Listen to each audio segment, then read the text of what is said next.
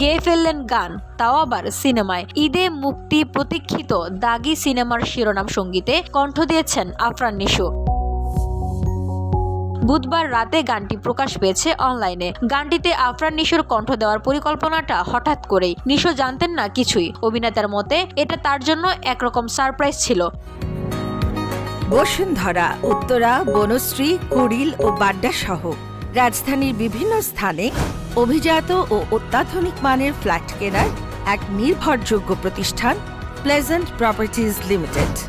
তাই আপনার স্বপ্নের আবাসনের জন্য আজই যোগাযোগ করুন। Pleasant properties limited, where destiny matches eventually. Nisho বলেন, গানটিতে কণ্ঠ দেওয়ার যে কারণগুলো আমার বেশ যৌক্তিক মনে হয়েছে বলেই আমি কণ্ঠ দিতে রাজি হয়েছি। আরও কিছু সংযোজন বিয়োজনের পর গানটিতে ভয়েস দেই। তিনি জানান, গানটির লেখার আগে সিনেমার গল্পটাও একটু জেনে নিয়েছিলেন তিনি। সিনেমাটি প্রযোজনা করেছে SBF alpha I entertainment limited এবং সহ প্রযোজনায় আছে OTT প্ল্যাটফর্ম চরকি। শিহাব শাহিন পরিচালিত সিনেমাটি পেয়েছে ইউ গ্রেডের সেন্সর সার্টিফিকেট, অর্থাৎ সব বয়সীরাই দেখতে পারবেন দাগি সিনেমা। এরই মধ্যে প্রকাশ পেয়েছে দাগি সিনেমার টিজার, রোমান্টিক গান, official poster. VOD Bangla news desk.